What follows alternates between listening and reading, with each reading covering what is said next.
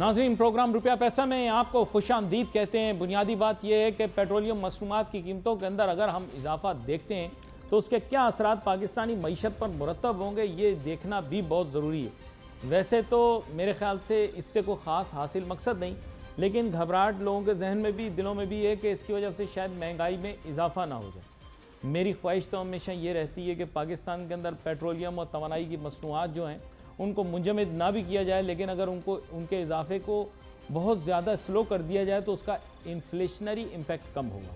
लेकिन अब क्या करें, आपको पता है दुनिया के हालात बड़ी जल्दी जल्दी बदल रहे हैं।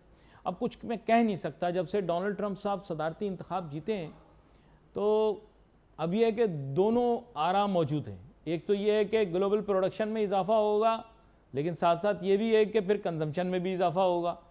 और अगर प्रोडक्शन कंजम्पशन जो है वो एक दूसरे के साथ मैच ना हो पाई तो फिर मामलात किसी और तरफ भी जा सकते हैं। अभी वक्ती तौर पर क्या स्पेकुलेशन होती है ये भी देखना बहुत ज़्यादा ज़रूरी है। पाकिस्तान के ऊपर इस तरह के इन्फ्लेशनरी इम्पैक्ट्स का क्या असर होगा ये भी बहुत ज़रूरी है, क्योंकि पाकिस्तान के अंदर पहले ही हमने बड़ी तेज़ी से महंगाई को बढ़ते हुए देखा है और अब महंगाई बढ़ने की रफ्तार तो कम हो गई, लेकिन एक दफ़ा कीमत जो बढ़ी उसके कम होने का अब क्या होगा, इसके बारे में बात करेंगे। हमारे साथ मौजूद हैं जनाब अतीकुर रहमान साहब, जो कि मुल्क के मारूफ माशी तज्जियाकार भी हैं और ताजिर सनतकार रहनुमा भी हैं। वेलकम करता हूँ आपको शो। बहुत शुक्रिया अली। अतीकुर रहमान साहब, मैं चाहूँगा थोड़ा सा जायज़ा पेश कर दें अभी आप मौजूदा जो मैंने तमहीद बांधी उस पर, ताकि हमारे नाजरीन को किसी न किसी के से या तो आप तसल्ली दे सकें, फिर हमेशा की तरह थोड़ा घबरा के चले जाएँ। बहुत शुक्रिया। बात सारी ये है कि अभी कौम इस परेशानी में मुब्तला है कि एनर्जी टैरिफ जो है वो आगे ही इतने ज़्यादा हुए हुए कि वो नाकाबिल बर्दाश्त है। मुख्तलिफ़ तरीके से और मुख्तलिफ़ अंदाज में इस पर बारहा बात कर चुके हैं और ये काफ़ी तकलीफ दह सिचुएशन है कि एनर्जी टैरिफ जो है उसने जहाँ manufacturing, production, cost of doing business और एक आम कंज्यूमर को और एक आम आदमी को बहुत परेशान किया हुआ है जी। तो उसके साथ साथ अब पेट्रोलियम प्राइसेस की बात आ रही है तो देखिए दो बातें बड़ी सामने आ रही हैं और वो काफ़ी परेशान कुन है। परेशान कुन इस तरह से हैं कि देख रहे हैं कि जो पेट्रोलियम प्राइसेस है आगे ही हम कह रहे हैं कि वो बहुत ज़्यादा है, लेकिन अगर उस पर जीएसटी लग जाएगा, जो कि आईएमएफ ने कहा है कि आपने लगाना है और उस पर बातचीत चल रही है, आई डोंट नो फिर उसके बाद क्या रेट्स बनने जा रहे हैं और कितना इन्हेंसमेंट होगा उसकी कॉस्ट में। साथ ही साथ हम देख रहे हैं कि जो पेट्रोलियम लेवी है, जिसके बारे में मैंने हमेशा कहा कि ये 60 रुपए की पेट्रोलियम लेवी को गवर्नमेंट को विड्रॉ कर लेना चाहिए ताकि कुछ रिलीफ आम आदमी को मिल जाए पेट्रोलियम में, और इस रिलीफ को मिलने से एक पूरा का पूरा मैग्नीट्यूड है जिसको पूरी रिलीफ मिलती है। तो ऐसा नहीं हुआ और अब ये बात हो रही है कि पेट्रोलियम लेवी को 60 से 70 भी ला सकते हैं और 80 भी ला सकते हैं। इसका मतलब ये कि पेट्रोलियम के प्राइसेस में 2 फोल्ड इंक्रीज़ की एंटिसिपेशन है। अभी पता नहीं क्या होने जा रहा है, लेकिन एक घबराहट सी आ गई है कि एनर्जी टैरिफ के साथ साथ अब पेट्रोलियम प्राइसेस में भी हमको ये सारा कुछ इन्फ्लेशनरी प्रेशर्स जो है उनको फेस करना पड़े। देखिए अगर पेट्रोलियम के प्राइसेस बढ़ते हैं, जीएसटी उस पर लगता है या आप इसको कह लें कि पेट्रोलियम लेवी उसमें मज़ीद बढ़ जाता है, तो उससे क्या होगा कि जहाँ पेट्रोलियम के प्राइसेस बढ़ेंगे वहाँ एक कॉम्पोजिशन, एक ऐसी कॉम्प्रीहेंड आ जाएगी कि जिसको आप कह सकते हैं कि आपकी लॉजिस्टिक एकदम से शूट अप करेगी। और आपने बड़ा वजह फरमाया कि एक बार चीज़ों के दाम बढ़ जाएं तो वो घटते नहीं हैं। हम देख रहे हैं कि हमारे पास बेशक ये बात हो रही है कि इन्फ्लेशन जो है वो कम होता चला जा रहा है, ठीक है ये होगी सही बात, लेकिन मैंने हमेशा ये कहा है कि जो फूड इन्फ्लेशन है वो किसी तरह कम नहीं हुआ है, बल्कि वो बढ़ गया। हर आदमी से आप जाके पूछे, एक ठेला यहाँ लगा है, थोड़ी देर बाद एक ठेला यहाँ लगा है, उसके थोड़ी देर बाद एक पथारा यहाँ लगा है, आप सब्जी खरीदने जा रहे हैं, हर सब्जी वाला अपने एक नए डिज़ाइन के प्राइस जो है ना वो आपसे मांग रहा है, और किसी ने 50 रुपये, किसी ने 100 रुपये, किसी ने 200 रुपये बढ़ाए हुए। जब ये एड बैक होता है मिडिल मैन की तरफ से और उस सब्जी वाले की तरफ से, तो हम देख रहे हैं कि हमारा जो फूड इन्फ्लेशन है वो बहुत हद तक आगे बढ़ चुका है। फूड इन्फ्लेशन फिर बढ़ेगा, अगर पेट्रोलियम के प्राइसेस बढ़ेंगे तो ये शूट अप होगा। 200 रुपए की मिलने वाली चीज़ 400 रुपए में मिलेगी। इसकी वजह ये कि आपने हमेशा मेरे साथ प्रोग्राम में ये बात की है कि फार्म टू मार्केट ये सबसे एसेंशियल है इन्फ्लेशन को जज करने के लिए, या मुल्क की इकोनॉमी को जज करने के लिए, या उस बिहेवियर को जज करने के लिए जो कंज्यूमर फेस कर रहा होता है मार्केट में। तो ये चीज़ बहुत ही हैरान कुन और परेशान कुन होने जा रही है। अच्छा, यहाँ पर ये खुलासा करते हुए भी बताइए कि मुल्क की ओवरऑल इकोनॉमिक आउटलुक आपको कैसी दिखाई देती है, क्योंकि कुछ लोग हैं जिनका ऐसा तासुर है कि मुल्क की इकोनॉमिक आउटलुक जो है बहुत ज़्यादा पॉजिटिव है, وہ اسٹاک مارکیٹ کے بہت زیادہ ریکارڈ بنانے سے ظاہر ہو رہا ہے، اور اس کے ساتھ ساتھ جو ہے ملک کے اندر کچھ میکرو اکنامک، کچھ سارے نہیں، کچھ میکرو اکنامک فگرز جو ہیں وہ اچھے ہیں. اب آپ کی اکنامک آؤٹ لک کیا ہے یہ ذرا بتائیے پلیز. بہت بریلینٹ کوشچن ہے، آئی ریئلی اپریشیٹ. بات ساری یہ ہے کہ آپ دیکھیں کہ جب اکنامک فیکٹرز یا ان کی گروتھ پر آپ بات کرتے ہیں، یہ ملک میں اکنامی آگے بڑھی ہے یا نہیں، تو اکنامک چارٹر پہ بات تو ہو رہی ہے. وہ جو ہم پہلے بات کرتے تھے کہ یار پولیٹیکل چارٹر کو سب اپنے پاس رکھ لو، لیکن سب کی پرائرٹی اور پریویلیج یہ ہونی چاہیے کہ ملک کو ترقی کرنی ہے اور آگے بڑھنا ہے، اور اس میں جو اکنامک چارٹر ہے وہ اس کا پریفرنس ہو. ایک بات بڑی قابل ستائش ہے کہ now everybody has started talking about the economic charter. This is brilliant. لیکن پرابلم فکس کرنے کے طریقے فرق ہیں. دیکھتی بات، جب ہم اکنامی کی بات کرتے ہیں تو ہمیشہ ہمیں دیکھنا پڑتا ہے کہ میکرو اکنامک جینڈرز انٹرنیشنل کیسے ہیں اور لوکل کیسے ہیں. جب ہم اپنی بات کرتے ہیں تو ہم دیکھتے ہیں کہ ان میں کچھ امپروومنٹ آ رہی ہے. ہم کوشش کر رہے ہیں ان سیکٹرز پہ بھی کام کرنے کی جس میں میں ہمیشہ زور دیتا ہوں کہ میری ٹائم کی طرف دھیان دو. یہ $100 بلین کا ایک چھپا ہوا آپ کا ایک اکنامک فیکٹر ہے، وہ بھی ریئلائزیشن آ رہا ہے. آپ دیکھیں ابو دھابی پورٹس کے ساتھ ہوا، اس کے بعد اب دیکھ رہے ہیں ماکس لائن کے ساتھ $2 بلین کا ڈینمارک کے ساتھ بھی ہوا ہے. میری ٹائم کی امپروومنٹ کے لیے ہے وہ، اس میں یہی ہو رہا ہے کہ enhancement of the port facilities and to create more into the infrastructure, a better infrastructure, جس میں آپ ڈریجنگ کہہ سکتے ہیں، برتھ کہہ سکتے ہیں، ڈاک لیبر کو کہہ سکتے ہیں، اور بہت ساری چیزیں جو میری ٹائم میں آتی ہیں پورٹ سے ریلیٹڈ.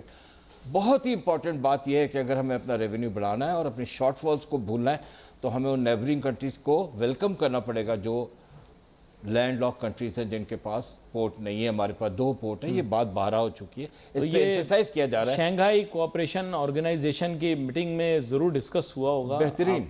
بہترین ہوا ہے، اور جو ملک اس میں شامل ہوئے وہ بھی، اور جو ممبرز نہیں ہیں یا آبزرور کی حیثیت سے آئے تو وہ بھی. آپ دیکھیں یہ لگ بھگ کوئی 9 سے لے کے 13 ممالک ایسے ہمارے پڑوسی جو ہمارے ریجنل نیبرز ہیں جن کے پاس پورٹس نہیں ہیں. اللہ تعالیٰ کا شکر، ہمیں پاس تو 3 پورٹ ہیں، گوادر بھی ہے، کراچی کے پاس اکیلے 2 پورٹ ہیں. یہ اس سٹی کو ایک الگ منفرد مقام دیتی ہے دنیا میں جو بہت کم شہروں کو ملتے ہیں. لیکن جب تک واخان کوریڈور آپ کا صحیح سے ڈیلیور نہیں کرتا، مطلب ڈیولپ نہیں کرتا، تو تب تک پرابلم یہ ہے کہ جن ممالک کا آپ نے ذکر کیا ان کا ہمارے ساتھ روڈ کنیکشن ریلائبل نہیں ہوتا. تھرو چائنا ہو جاتا ہے، لیکن ہم تو چاہتے ہیں کہ ڈائریکٹ ہو جائے. آپ کے خیال سے کیا افغانستان کی حکومت کے ساتھ مل کر یہ کام جلدی کیا جا سکتا ہے؟ تھوڑا سا پرابلم ہے وہاں پہ، آپ سمجھتے ہیں اس بات کو، اور اس پہ زیادہ بات کرنے کی ضرورت بھی نہیں ہے. یہ باتیں بہت ہو چکی ہیں. اصل بات یہ کرنی کہ وہ لینڈ روٹس کون سے بنے جس کی وجہ سے وہ ان کے شپمنٹس آ سکیں اور ان کے شپمنٹس جا سکیں. تو اس پہ چائنا کوشش کر رہا ہے، اور اس میں جو سی پیک ہے اور دوسرے ان کے جو پلاننگز ہیں وہ بڑی اچھی ہیں، اور اس کے تحت ہم دیکھ رہے ہیں کہ ہمیں یہ نہیں بھولنا چاہیے کہ ہمیں پچھلے دنوں ہمارے گڈس کیریئرز میں سے بہت ساروں نے ان میں کنٹریز میں، آذربائیجان میں، ازبکستان میں، اور اگر میں نام نہیں بھول رہا ہوں تو ترکمانستان وغیرہ بھی، ان کو بھی مال ڈیلیور کیا ہے آن لینڈ روٹس پہ کے تھرو، اور وہاں سے مال آیا بھی ہے ہمارے پورٹس کے تھرو جانے کے لیے، اور ایسا ہو رہا ہے. بات ساری یہی ہو رہی ہے کہ ہمیں اپنے لینڈ روٹس کو بھی امپروو کرنا ہے اور ہمیں اپنے پورٹس کو بھی امپروو کرنا ہے. یہ فیسلٹیز تبھی آگے بڑھیں گی جب ہمارے پورٹس مزید جدید ہوں گے، اور اس کو کرنے کے لیے آپ نے بالکل صحیح فرمایا کہ اس میں سب سے کلیدی کردار جو وہ ہمارے لینڈ روٹس کا ہے، جس میں سیکیورٹی تھوڑا سا ایک پرابلم آ رہا ہے بیچ میں، اور اس کو سالو کرنے کی کوشش کی جا رہی ہے. Government is very serious, and یہ کافی اپریشیبل بات بھی ہے. اب بات چیت تھی، پہلے بات ہوتی تھی، بات چل کے اب آگے بڑھ گئی ہے، اور ہم دیکھ رہے ہیں کہ اس پہ کام ہونا بھی شروع ہو گیا. This is a very very good sign. ناظرین، یہ تاریخی کتابوں کے اندر بنیادی طور پہ واخان پلیٹو ہی بتایا جاتا تھا، پاکستان کا بلند ترین پلیٹو ہے، لیکن اب آہستہ آہستہ ہم دیکھ رہے ہیں کہ جغرافیہ کی کتابوں کے اندر بھی یہ نہیں آ رہا. افغانستان کے اندر یہ موجود چھوٹی سی پٹی ہے، آپ کو پتہ ہے، اس چھوٹی سی پٹی کے اندر کہیں کہیں جو ہے وہ چند کلومیٹر کا فاصلہ ہے. اگر ایکسیس ہمیں مل جاتا ہے تو پاکستان دن دگنی رات چوگنی لاجسٹکس کی فیلڈ میں ترقی کر سکتا ہے. پاکستان کی لاجسٹک ترقی پاکستان کی ترقی ہے. جی، سپلائی چین مینجمنٹ میں لاجسٹک سب سے کلیدی کردار ادا کرتی ہے، سب سے امپورٹنٹ ہے. اب اس میں ہم پورٹس کو بھی شامل کر رہے ہیں. میرے خیال سے I think we should skip the conventional route of going through mainland Afghanistan, کیونکہ آپ نے سیکورٹی سیفٹی کا ذکر کیا اس میں. I think this is a better option, کیونکہ we'll just jump across and we will reach the country's name جو کہ آپ recall کر رہے تھے Turkmenistan. If we reach there, we will be able to provide full access to Central Asian countries. Absolutely. It is not only the Central Asian countries, but we can go way ahead. اور ہم دیکھتے ہیں کہ ہمارے اور بھی نیبرنگس کو ہماری ریکوائرمنٹ ہے. بالکل. اور اس میں منگولیا کا ڈیلیگیشن آیا دی ادر ڈے, ان سے بھی بات ہو رہی تھی. They are also landlocked. Yes. They are not Central Asian countries, but they are our neighbors. Yes. They are part of our They are members of the SCO. They are the part of the SAARC. تو ہمیں دیکھنا یہ ہے کہ نیپال ہے. اور دیکھیں جب ہم بات کر رہے ہوتے ہیں پورٹس اینڈ شپنگ اور لاجسٹکس کی, تو ہمیں سری لنکا کو نہیں بھولنا چاہیے. اس کے علاوہ ایک اسٹیپ اور آگے جائیں, اور پھر وہاں پہ ایک ملک ہے ہمارا مالدیو, جو ہمارے بھائیوں سے بڑھ کر ہمارا, اس کو ہماری ضرورت ہے. اس کے پورٹس تو ہیں, کوئی لینڈ لاک نہیں ہے, لیکن ادر وے شپنگ میں اور وائجز کے تھرو اور بائی سی جو کچھ ٹریڈ ہم کر سکتے ہیں. اور آپ دیکھیں دنیا میں بائی سی ٹریڈ بڑھ رہا ہے, اور اس کی پاسبلٹیز بھی بہت ہے, اور اس کی وائبلٹیز بھی بہت ہے. تو ہمیں اس ملک کو بھی نہیں بھولنا چاہیے. تو ہم جب ریجن کی بات کرتے ہیں تو ہمیں ریجن میں صرف سینٹرل ایشیا کی بات نہیں, ایران یا انڈیا کی بات نہیں کرنا چاہیے, نیپال کی, سری لنکا کی, ہمیں تھوڑا سا اسٹیپ آگے جانا چاہیے. یہ بڑا اہم نقطہ یہ بتا رہے ہیں کہ میری ٹائم نقشے کو ابھی تک پاکستان اکانومی پورے طریقے سے جو ہے وہ بینیفٹ نہیں کر پا رہی اس سے. اس متعلق کافی گفتگو ہو رہی ہے کہ کس طرح, کیونکہ آپ کو پتہ ہے ری ڈرا بھی ہوئے ہیں ابھی ہمارے میری ٹائم باؤنڈریز جو ہیں پاکستان کی. مجھے بہت اچھا لگا انہوں نے لاجسٹکس کا موضوع اٹھایا, اس موضوع پر انہوں نے بات کی جو کہ آج تک بہت کم میڈیا کے اوپر ڈسکس ہوا ہے, اور ایس سی او کے اندر ٹاپ آف دی ایجنڈا تھا. تاہم اب یہ پھر وہی بات کریں گے, شاید مجھ سے تھوڑے سے خفا ہو جائیں, یہ کام بزنس کمیونٹی کو ایٹ لارج کرنے کی ضرورت ہے. یہ اگر میں اور عتیق الرحمان صاحب اس پروگرام پہ بیٹھ کے بات کر سکتے ہیں تو میرے خیال سے ہمارے جید تاجر صنعت کار رہنما بھی جو ہیں وہ آئی پی پی کے علاوہ بھی موضوعات ہیں دنیا میں بہت. برا نہ ماننا ہے, برا نہ ماننا. دیکھیں یہ ٹاپک ایسا آپ نے جیسے بتایا, اب آپ نے میری ٹائم کی بات کی, اب یہ موضوع وہ ہے جس کے بارے میں ہر کسی کو بات کرنا چاہیے. آپ نے کہا پوشیدہ $100 ارب کی ہڈن اکنامک بینیفٹس والی انڈسٹری. $100 بلین کہیں نہیں گئے, یہ تو منیمم پہ, یہ تو میں نے, یہ ہڈن ہے, تو میں نے منیمم پہ بات کی. اچھا یہ سارا تعلق جیسے اب آپ نے کہا, آپ دوبارہ سے اس نقطے پر آتے ہیں اور میں چاہوں گا تھوڑی آپ وضاحت کیجیے گا. اصل میں بات یہ ہے کہ لوگ صرف ایک محدود پیمانے پر, آپ نے تینوں پورٹس کی بات کی, آپ کو پتا ہوگا حکومتی ایجنڈے پہ چوتھا پورٹ بھی موجود ہے کیٹی بندر کا. اس پہ بے نظیر بھٹو صاحبہ نے کافی ورکنگ کرنے کی کوشش کی. یہ روایتی پورٹ ہے, یعنی پوری جو ساحلی پٹی ہے اس سے پھر وہ آپس میں بھی کنیکٹ ہو جائے گی, اور یہ تاریخی طور پر رہا ہے ایسے. تو میرا آپ سے یہی کہنا تھا کہ یہاں پر تاجر صنعت کار اور شپنگ میگنٹس جنہیں آپ کہتے ہیں, معذرت پھر آپ مسکرا رہے ہیں, یہ ان کا کام ہے, یہ ان کا کام. کیٹی بندر سے مجھے بڑی امپورٹنٹ بات یاد آ گئی, اور میں ضرور بتاؤں گا یہ بات تاکہ لوگوں کو پتہ چلے. دیکھیے بالکل آپ نے کہا کہ it's a national port Keti Bandar, اور انشاءاللہ کیٹی بندر کے میں فیور میں ہوں, اور کیٹی بندر بھی بن جائے گا, چوتھا پورٹ بھی ایڈ. دیکھیے جب آپ نقشے پہ جاتے ہیں اور آپ دیکھتے ہیں کہ سمندر میں پانی کے جہاز آ رہے ہیں, تو جب اس ریجن میں پانی کے جہاز آتے ہیں تو ان کو سب سے پہلے جو ہے نا ہمارا پاکستان ملتا ہے. جب پاکستان ملتا ہے تو اس کا مطلب یہ ہے کہ ہمارے پاس ٹریڈ کی گنجائشیں بہت زیادہ ہیں, ملٹیپل ٹریڈ کی گنجائشیں ہیں. دیکھیے شپ بریکنگ انڈسٹری میری ٹائم کا ایک بہت بڑا سبجیکٹ ہے. ہم شپ بریکنگ میں بہت لیڈنگ ہو سکتے ہیں, اپنے ریجن میں سب سے زیادہ کر سکتے ہیں, کیونکہ جب شپ بریکنگ کے لیے وہ جہاز آتا ہے اس ریجن میں بریک ہونے کے لیے, تو انڈیا اور بنگلہ دیش جانے سے پہلے وہ پاکستان آتا ہے. تو جب کیٹی بندر پہ آ جائے گا تو اس کے قریب ہی ہے نا گڈیانی, تو آپ کا جو شپ بریکنگ ہے اس کی وائج اور اس کی مائلیج اور آسان ہو جائے گی, کم ہو جائے گی, اور شپ بریکنگ پہ زیادہ سے زیادہ جہاز آ سکے. ہمیں جہاں میری ٹائم پہ بات کر رہے ہیں اس کے منرل ریسورسز پہ بات کر رہے ہیں, فشز پہ بات کر رہے ہیں, پوری کوسٹل ڈیولپمنٹ پہ بات کریں, آپ پوری کی پوری کوسٹ لائن پہ بات کر رہے ہیں, 1001 کلومیٹر کی. گاڈ گفٹ, مائی گاڈ, آپ سوچ نہیں سکتے اتنا بڑا اللہ کا گفٹ ہے, اور یہ سب نیگلیکٹ ہے ہماری پوری ہسٹری میں. تو آپ دیکھیں اس میں شپ بریکنگ بھی آپ کا آ جاتا ہے, اور شپ بریکنگ کے ساتھ ساتھ ہمیں شپ یارڈ پہ بھی دیکھنا ہے. ہم پانی کے جہاز بناتے تھے, اب ہم پانی کے جہاز بہت کم بناتے ہیں. ہمیں پانی کے جہاز بنانے ہیں, اتنا بڑا شپ یارڈ ہمارے پاس ہے. اس کو چائنا نے ڈیولپ کیا تھا, بہت اچھا بنایا تھا, اور یہ ہے اپنے اس میں. ہمیں کوشش کرنی چاہیے کہ جب ہم میری ٹائم پہ بات کریں تو جہاں شپ بریکنگ کو ہم پروموٹ کریں وہاں میں ہمیں شپ مینوفیکچرنگ پہ بھی بات کرنی چاہیے اور شپ یارڈ پہ بھی بات کرنی چاہیے.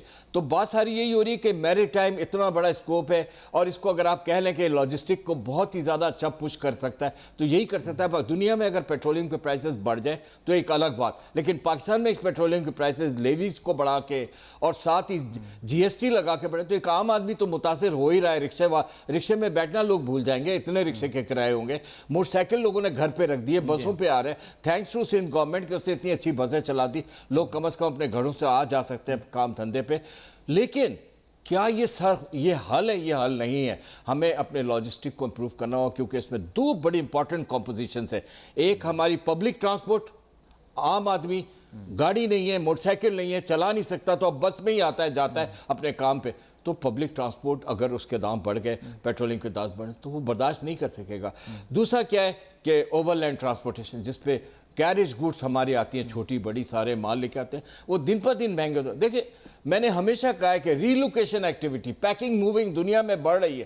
ہر آدمی اپنے گھر کا سامان جب موو کرتا ہے تو پیکر موورز کو دیتا ہے. پاکستان میں یہ packing moving industry almost damage ہو کے ختم ہو گئی ہے, اس لیے کہ لوگ ٹرانسپورٹ کی کاسٹ نہیں برداشت کر سکتے. 18,000 میں 20 سال پہلے جانے والا کنٹینر یا ٹرک آج 2-2 لاکھ میں نہیں جاتا. وہ کہے گا یار میں پاگل ہوں, گھر کا سامان ادھر ہی بھیج دو, ادھر جا کے دوسرا خرید لیں گے. تو آپ دیکھیں یہ بھی اس ایک سیگمنٹ کو انڈسٹری کے, لاجسٹک کے, سپلائی چین کے بہت بڑا نقصان پر. اس نقصان سے جانتے ہیں آپ کو آپ کی ویئر ہاؤسنگ فیسلٹی کو بہت بڑا نقصان پہنچا ہے. آپ کی where housing facility total depend کرتی ہے ریلوکیشن میں. ریلوکیشن صرف گھر کے سامان کی نہیں ہوتی, ریلوکیشن ہر اس کموڈیٹی کی ہوتی ہے جو آپ اسٹوریج کے لیے لاتے ہیں اور پھر اس کو دوبارہ لوڈ کر کے آپ لے جاتے ہیں. وہ کاسٹ افورڈ نہیں کرتے. اس سے آپ دیکھ رہے ہیں آپ کا کیا ہو رہا ہے, جو ویئر ہاؤس ڈیولپمنٹ, جو پرپز بلڈ ویئر ہاؤسز آپ کے بنے, اب وہ ان پہ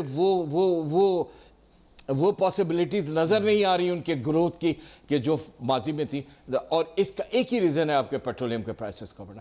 گورنمنٹ کو چاہیے کہ جہاں پر وہ الیکٹرکسٹی کے پرائسز کے لیے ہم ریکویسٹ کرتے ہیں اور آپ کے پروگرام کے توسط سے کر رہے ہیں کہ یہ لیویز کو نہ بڑھائیں اور جی ایس ٹی نہ لگائیں پیٹرولیم پہ, تو بہتر ہوگا. اور یہ ایک عام آدمی کی برداشت کے حد تک رہے گا جو ابھی تھوڑا بہت آپ نے کم کیا ہے. تو یہ اس کو دیکھنا پڑے گا, یہ تو ریکویسٹ ہے, اور اس کو اگر نہ ہی دیکھا جائے گا تو کافی پوزیشن جو ہے نا کافی پریشان کن ہو جائے گی. احمد سے پھر وہی کہوں گا کہ میں خود بڑا حیران ہوں کہ تاجر صنعت کار برادری کے اندر کوئی اس معاملے پر بات نہیں کر رہا, اور جبکہ جن موضوعات کے اوپر گفتگو ہو رہی ہے وہ بھی اہم ہوں گے. میں نہیں کہتا کہ اہم نہیں ہے, لیکن میرے خیال جو ایشو ایٹ ہینڈ ہے وہ وہی ہے جس پر عتیق صاحب بات کر رہے ہیں کہ بنیادی مسئلہ یہ ہے کہ عام آدمی پر بھی بہت بڑا امپیکٹ آتا ہے. اور انہوں نے بتایا ہے کہ یہ محدود نہیں, یہ پوری انڈسٹری کو امپیکٹ کرتا ہے.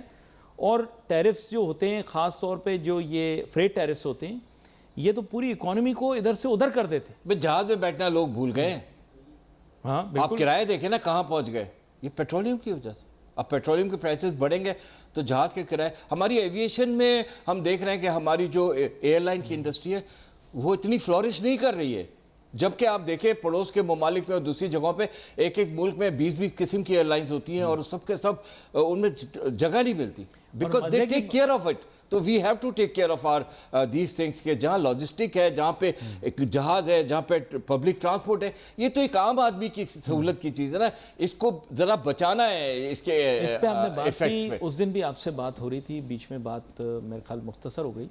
آپ سے اس دن بات ہو رہی تھی کہ جناب والا اب M6 موٹر وے انٹروڈیوس کی جا رہی ہے.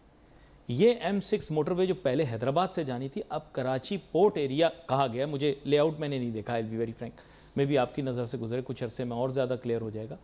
لیکن M6 جو ہے کراچی پورٹ ایریا سے لے کر کہتے ہیں کہ یہ ہمیں لے کر جائے گی سکھر تک, اور سکھر اینڈ بیونڈ تو آپ کو پتہ ہے بنی ہوئی موٹر وے. M9 جو ہے, جو پہلے سپر ہائی وے تھی, وہ اپنی جگہ رہے گی, لیکن ظاہری بات ہے بہت سارے لوگوں کے اب سٹیکس وہاں لگ گئے ہیں, میں اس کو نہیں چھیڑتا. لیکن M6 بن جانے سے آپ پچھلی دفعہ ذکر کر رہے تھے, میں آپ سے جاننا چاہتا ہوں اور کون کون سے فوائد ایک آلٹرنیٹ روٹ کے طور پر کیا کیا سامنے آ سکتے ہیں. دیکھیے پہلے آلٹرنیٹ روٹس تو ہوتے تھے نا, جی ٹی روڈ بھی ہوتا تھا آپ کے پاس, وہ بھی فل آف ٹرانسپورٹ رہتا تھا, اور ہمیشہ ٹریفک جیم ملتا تھا وہاں پہ آپ کو، اس لیے کہ اتنی ٹرانسپورٹ یہاں سے آتی ہے. ظاہر ہے پورٹ ہے، پورے ملک کا سامان یہاں آتا ہے. اور میں نے جیسے کہا، میں پھر ریپیٹ کرتا ہوں کہ اب دنیا میں زیادہ تر ٹریڈ جو ہے وہ شپ سے ہو رہی ہے، بائی سی ہو رہی ہے، بائی اوشن ہو رہی ہے. تو ظاہر ہے پھر جب ان کا پہ مال آتا ہے یا ان کا مال جاتا ہے تو وہ روڈ سے جاتے ہیں.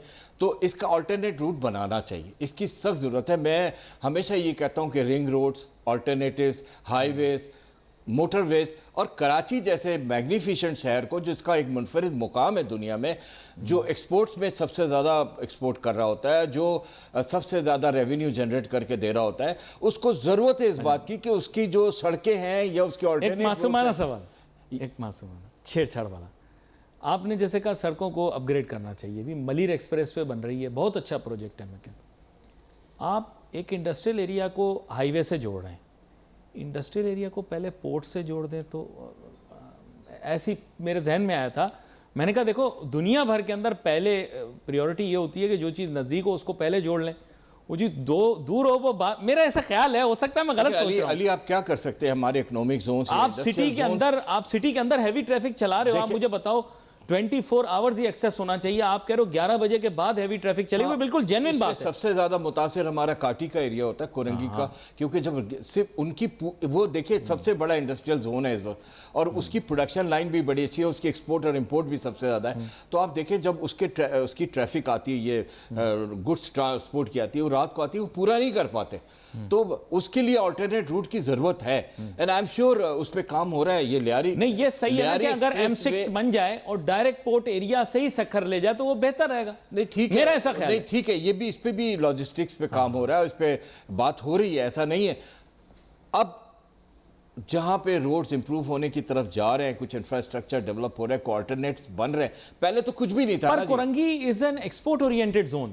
Just for my own, is an export oriented zone. We are joining it with the rest of Pakistan. اچھا خیر وہ اینی وے پھر کسی اور دن آپ سے اس موضوع پر بات کروں گا.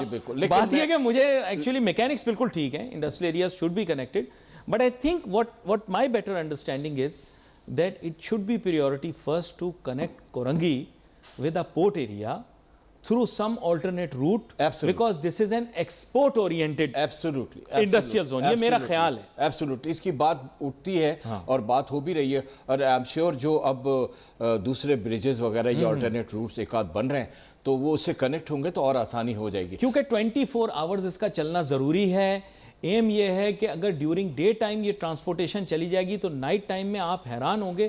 سڑکوں کا ایسا حال ہو جاتا ہے 11 بجے کہ عام آدمی پریشان ہو جاتا ہے. You cannot plan your movement. So that's I think something کہ جس کے اوپر حکومت غور کرے. ایک جناب عتیق الرحمان صاحب کے ساتھ بڑی مفصل گفتگو ہوئی، بہت سارے موضوعات کے اوپر گفتگو ہوئی. میں کہوں گا معیشت کے بہت سارے عناصر جو ہیں وہ آج ہماری ڈسکشن میں آئے، اور میں اپریشیٹ کرتا ہوں اس بات کو کہ انہوں نے آج لاجسٹکس کے بارے میں بات کی، جسے جدید دور کے اندر بہت سارے لوگ سپلائی چین سے بھی ریلیٹ کرتے ہیں، لیکن انہوں نے پیور لاجسٹکس کی باتیں کی جس سے ہمارا ملک جو ہے وہ دنیا کے نقشے کے اوپر جو اس کی تاریخی اہمیت ہے جغرافیائی وہ سامنے آ جائے. یقین کریں پاکستان کی جو تاریخی اہمیت ہے نا وہ جغرافیائی طور پر ایسٹ اور ویسٹ کو جوڑنے والے ملک کے طور پر ہے. یہ وہ جگہ ہے جہاں پر قدیم ادوار کے اندر لوگ آئے اور اس سے آگے پھر انہوں نے نئے تجارتی رستے وہ فکس کیے. پاکستان اور برِ صغیر پاک و ہند کے اندر جو اہم شہر ہیں ان کے جو رستے ہیں ان کا جوڑ پھر پوری دنیا کے ساتھ کسی نہ کسی طریقے سے موجود ہے. ان کا شکریہ ادا کروں گا. ناظرین wait for messages on Facebook. Ali Nasir ہماری ٹیم کو اجازت دیجیے. اللہ حافظ.